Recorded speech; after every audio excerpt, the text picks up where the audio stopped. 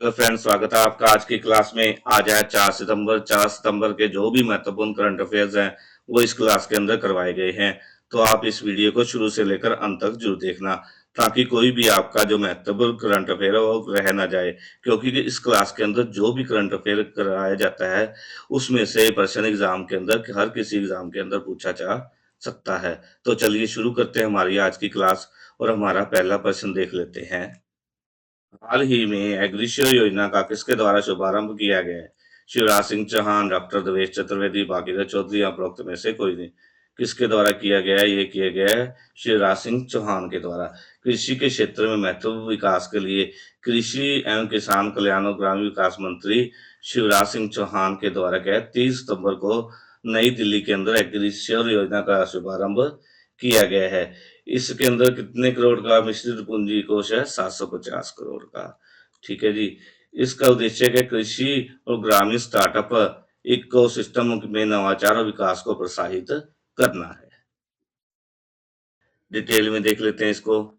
कृषि के क्षेत्र में महत्वपूर्ण विकास के लिए कृषि एवं किसान कल्याण और ग्रामीण विकास मंत्री शिवराज सिंह चौहान ने 3 सितंबर को नई दिल्ली में एग्रीशियो योजना का शुभारंभ किया। स्टार्टअप और ग्रामीण उद्यम के लिए कृषि कोष कृषि क्षेत्र में क्रांतिकारी बदलाव लाने के लिए एक अभिनव कदम है एग्रीश्योर है जो। एग्रीश्योर का उद्देश्य क्या है? कृषि और ग्रामीण स्टार्टअप इकोसिस्टम में नवाचार और विकास को प्रोत्साहित करना है। यह क्या 750 करोड़ का मिश्रित पूंजी कोष है, जिसमें क्या है, सेबी पंजीकृत श्रेणी वैकल्पिक निवेश कोष में भारत सरकार का योगदान 250 करोड़ है। नाबार्ड का योगदान कितना है? 250 करोड़ है। और 250 करोड़ बैंकों, बीमा कंपनी और निजी निवेशकों से जुटाए जा रहे हैं। इस कार्यक्रम में क्या कृषि और किसान कल्याण राज्य मंत्री भागीरथ चौधरी व श्रीनाथ ठाकुर और कृषि विकास कल्याण विभाग के सचिव डॉक्टर देवेश चतुर्वेदी, कृषि मंत्रालय, वित्त मंत्रालय के वरिष्ठ अधिकारी, प्रमुख बैंकों के प्रतिनिधि, राज्य सरकार के अधिकारी और कृषि समुदाय के मुख्य हितधारक भी इस जो है शुभारंभ के अवसर पर उपस्थित थे। केंद्रीय मंत्री ने क्या कहा? एग्रीशियर फंड का शुभारंभ सरकार के उन पूर्व प्रयासों की निरंतरता है जिसका उद्देश्य है भारत का प्रत्येक किसान आवश्यक तकनीक सहायता प्राप्त कर समृद्धि की ओर बढ़े। उन्होंने क्या आगे यह भी कहा कि किसानों की समृद्धि अर्थव्यवस्था की समृद्धि की ओर ले जाएगी, क्योंकि यह किसान अपनी आय को उपभोग में खर्च करना शुरू करेंगे और कृषि देश की रीढ़ है, किसान इसकी जीवन धारा। आगे नेक्स्ट क्वेश्चन देख लेते हैं कौन सा है। हाल ही में ऊर्जा दक्षता को बढ़ावा देने के लिए राष्ट्रीय परीक्षणशाला और किसके बीच समझौता है? स्वास्थ्य मंत्रालय, ऊर्जा दक्षता ब्यूरो, विद्युत निर्माता या उपरोक्त में से कोई नहीं। सेकंड ऑप्शन सही होगा, ऊर्जा दक्षता ब्यूरो। भारत में क्या है, ऊर्जा दक्षता को बढ़ावा देने के लिए राष्ट्रीय प्रशिक्षणशाला, ठीक है जी, और ऊर्जा दक्षता ब्यूरो के साथ समझौता ज्ञापन पर हस्ताक्षर हुए हैं। इसका मुख्य उद्देश्य क्या है? ऊर्जा दक्षता बढ़ावा देने के लिए बनाई गई एक महत्वपूर्ण पहल, मानक और लेबलिंग कार्यक्रम को मजबूती देना है। डिटेल में देख लेते हैं इसको। भारत ऊर्जा दक्षता को बढ़ावा देने के लिए राष्ट्रीय विश्वविद्यालय ने ऊर्जा दक्षता ब्यूरो के साथ समझौता ज्ञापन पर हस्ताक्षर किए हैं। इसका मुख्य उद्देश्य क्या है? ऊर्जा दक्षता को बढ़ावा देने के लिए बनाई गई एक महत्वपूर्ण पहल, मानक और लेबलिंग कार्यक्रम को मजबूती देना है। डीओसीए जो सचिव श्रीमती खरे ने इस मौके पर कहा कि उत्पाद को नाकाम होने के लिए नहीं, बल्कि लंबे समय तक चलने के लिए तैयार किया जाना चाहिए। उपभोक्ताओं की सुविधा और उनके अधिकारों को सुनिश्चित करने के लिए यह समझौता ज्ञापन एनटीएच और बीई के बीच एक चिरस्थायी संबंध की दिशा में एक कदम, महत्वपूर्ण कदम साबित होगा। विद्युत मंत्रालय में सचिव है जो श्री अग्रवाल, उन्होंने आगे क्या कहा? विद्युत उपकरणों उत्पादों की स्टार रेटिंग बीई द्वारा प्रदान की जाती है। उन्होंने आगे कहा कि हमें यह जांचने की आवश्यकता है कि हमसे स्टार रेटिंग प्राप्त करने वाला उद्योग लगातार मापदंडों पर खरा उतरा है या नहीं। आगे नेक्स्ट क्वेश्चन देख लेते हैं हमारा कौन सा है। हाल ही में किसकी अध्यक्षता में शंभू बॉर्डर पर प्रदर्शन कर रहे किसानों की शिकायतों के समाधान के लिए सुप्रीम कोर्ट द्वारा समिति का गठन किया गया है? किसका? इनमें से न्यायाधीश नवाब सिंह, न्यायाधीश सुखविंदर सिंह, न्यायाधीश चंद्रचूड़ और उपरोक्त में से कोई नहीं। किसकी अध्यक्षता में समिति का गठन किया गया है? यह किया गया न्यायाधीश नवाब सिंह। ऑप्शन वन हमारा राइट आंसर है। क्या Punjab and Haryana high court के फॉर्मर जज है जो न्यायाधीश नवाब सिंह, उनकी अध्यक्षता में एक समिति का गठन किया गया है। किसानों की शिकायतों के समाधान के लिए एक 5 सदस्यीय समिति का गठन किया गया है। इस 5 समिति सदस्य कमेटी के अंदर एक तो है सुखविंदर नवाब सिंह, सॉरी, एक तो है जज नवाब सिंह। ठीक है जी, नवाब सिंह। अब चार जो सदस्य हैं वो कौन कौन से हैं, बताओ, वो उनमें कौन कौन से सदस्य हैं? वो है पी एस संधू, ठीक है जी, एक नंबर। दो नंबर है देवेंद्र शर्मा। तीसरा प्रोफेसर रंजीत सिंह। और चौथा है डॉक्टर सुखपाल सिंह। ये चार तो हो गए सदस्य है, ठीक है, 5 सदस्य कमेटी है, इनमें से ये चार तो सदस्य हो गए। और पांचवें कौन है? न्यायाधीश नवाब सिंह। वो क्या है, इसकी अध्यक्षता करेंगे इस समिति की। आगे डिटेल में देख लेते हैं इसको। सुप्रीम कोर्ट द्वारा शंभू बॉर्डर पर प्रदर्शन करे किसानों की शिकायतों के समाधान के लिए 5 सदस्यीय समिति का गठन किया है। इस कमेटी की अध्यक्षता किसके द्वारा की जाएगी? पंजाब एंड हरियाणा हाईकोर्ट के फॉर्मर जज नवाब सिंह के द्वारा की जाएगी।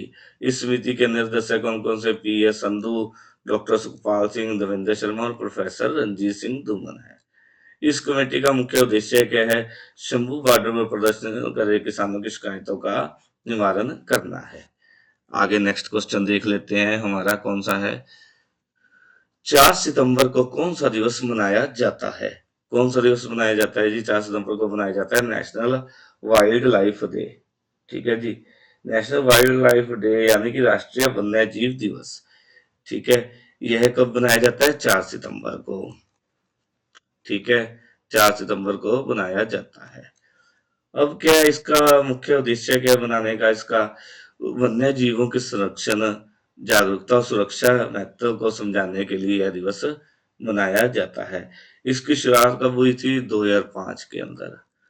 ठीक है, जो कालिन पेज ने अपने दिवंगत पति प्रावरविद और पशु प्रेमी स्टीव इरविन के सम्मान में इसकी शुरुआत की थी। तभी से क्या है, यह दिवस मनाया जा रहा है, हर साल मनाया जाने लगा है। डिटेल में देख लेते हैं इसको जी। 4 सितंबर को हर साल नेशनल वाइल्ड लाइफ डे मनाया जाता है। नेशनल वाइल्ड डे यानी राष्ट्रीय वन्य जीव दिवस, जिसका मुख्य उद्देश्य क्या है? वन्य जीवों के संरक्षण, जागरूकता और सुरक्षा के महत्व को समझाना है। यह दिन विशेष रूप से वन्य जीवों के प्रति जागरूकता बढ़ाने, उनके संरक्षण, ठीक है जी, के लिए किए जाने वाले प्रयासों को समर्थन देने का एक अवसर प्रदान करता है।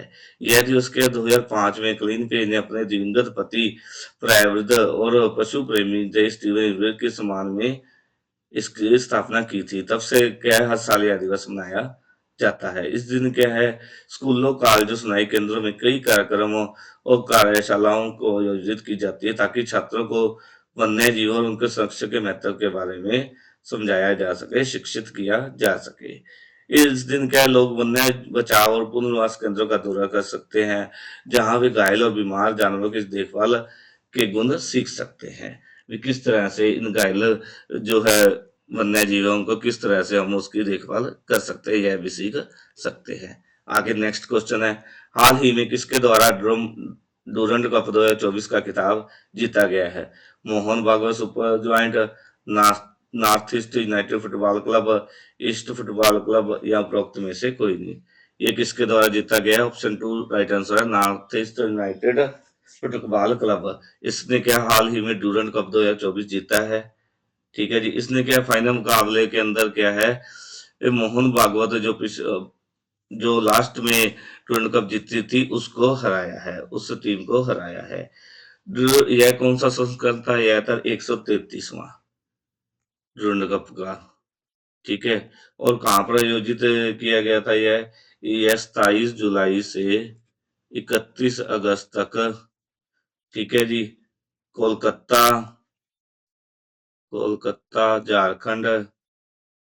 झारखंड और असम में, झारखंड, असम और मेघालय में आयोजित किया गया था, यह कप है जो, ठीक है। अब डिटेल में दे सकते हैं इसको। गुवाहाटी स्थित north east united football club ने क्या है, डूरंड कप 2024 का खिताब जीता है। North east united football club ने फाइनल के अंदर क्या है, एक पेनल्टी शूटआउट में गत विजेता, पिछले साल की विजेता टीम है जो मोहन बागान सुपर जायंट को 4-3 से हराकर अपना पहला डूरंड कप जीता है। डूरंड कप 133वां संस्करण क्या है, 27 जुलाई से 31 अगस्त तक कोलकाता, कोकराझार असम के अंदर कोकराझार, झारखंड के अंदर जमशेदपुर और मेघालय के अंदर शिलांग में आयोजित किया गया था। इसकी पहली बार मेजबानी किसके द्वारा की गई थी, जमशेदपुर के द्वारा। इस प्रतियोगिता में क्या केरल राष्ट्रीय फुटबॉल क्लब के खिलाड़ी थे जो नोआ सदउई ने सबसे ज्यादा 6 गोल किए। आगे नेक्स्ट क्वेश्चन देख लेते हैं जी, हमारा कौन सा है। हाल ही में किसके द्वारा इंडियन ऑयल के अध्यक्ष पद का अतिरिक्त कार्यभार संभाला गया है, वी सतीश कुमार, संजीव रैन, न राजीव शुक्ला या उपरोक्त में से कोई नहीं। किसके द्वारा संभाला गया अतिरिक्त कार्यभार, ये संभाला गया वी सतीश कुमार के द्वारा। क्या है, श्रीकांत यादव, ठीक है, इंडियन ऑयल कॉर्पोरेशन लिमिटेड के अध्यक्ष पद से जो श्रीकांत थे माधव, उनके द्वारा क्या है, इंडियन ऑयल कॉर्पोरेशन लिमिटेड के अध्यक्ष पद से हटने के बाद, ठीक है, भारत सरकार ने सरकारी समिति वाली कच्चे तेल की रिफाइनिंग और मार्केटिंग कंपनी में शीर्ष पद का अतिरिक्त प्रभार संभालने के लिए सतीश कुमार को नियुक्त किया है, बी सतीश कुमार को नियुक्त किया है। आगे इसके अगला क्वेश्चन देख लेते हैं हम। हाल ही में किस राज्य की विधानसभा द्वारा एंटी रेप बिल पास हुआ है, पश्चिम बंगाल, महाराष्ट्र, केरल या उपरोक्त में से कोई नहीं। ऑप्शन 1 हमारा राइट आंसर आएगा। पश्चिम बंगाल की विधानसभा द्वारा एंटी रेप बिल पास किया गया है। इस बिल को क्या है, महिला एवं बाल विधेयक 2024 नाम दिया गया है। अब क्या है, इसे कानून बनने के लिए राज्यपाल और विधानसभा द्वारा और राष्ट्रपति की मंजूरी के लिए भेज दिया गया है, ठीक है, पति की मंजूरी के लिए इसे भेज दिया गया है। आगे डिटेल में देख लेते हैं इसको। पश्चिम बंगाल की विधानसभा द्वारा क्या एंटी रेप बिल पास किया गया है। इस बिल को अपराजिता महिला एवं बाल विधेयक, पश्चिम बंगाल आपराधिक कानून एवं संशोधन विधेयक 2024 नाम दिया गया है। सीएम जो ममता बनर्जी है, उनके द्वारा 3 नए आपराधिक कानूनों के बहुप्रतीक्षित सेट पर कटाक्ष करते हुए कहा कि अपराजिता कानून के अंदर द्वारा पारित कानूनों में खामियों को दूर करेगा। विधानसभा में यह पारित होने के बाद कानून बनने के लिए बिल राज्यपाल और राष्ट्रपति को मंजूरी के लिए भेजा गया है। आगे नेक्स्ट क्वेश्चन देख लेते हैं जी हमारा। हाल ही में जीत सिंह द्वारा पैरालंपिक 2024 में भाला फेंक में कौन सा पदक जीता गया है, कौन सा जीता है जिसने इसने रजत पदक जीता है। पुरुषों की जो भाला फेंक F46, ठीक है, स्पर्धा के फाइनल में अजीत सिंह के द्वारा 65.62 मीटर के व्यक्ति श्रेष्ठ थ्रो के साथ रजत पदक जीता है। इसके अतिरिक्त क्या सुंदर सिंह गुर्जर ने सीजन के श्रेष्ठ 64.96 थ्रो के साथ कांस्य पदक पर कब्जा किया है। अब तक भारत के पास कुल कितने पदक आ गए, 20। इसमें से 3 गोल्ड, ठीक है जी, और 7 थे रजत पदक, ठीक है जी, और 10 हैं जो ब्रॉन्ज पदक हैं, जो कांस्य पदक हैं 10, ठीक है। इस तरह से कुल 20 पदक भारत के द्वारा इस पैरालंपिक 2024 के अंदर जीते गए हैं। आगे इंपॉर्टेंट देख लेते हैं महत्वपूर्ण।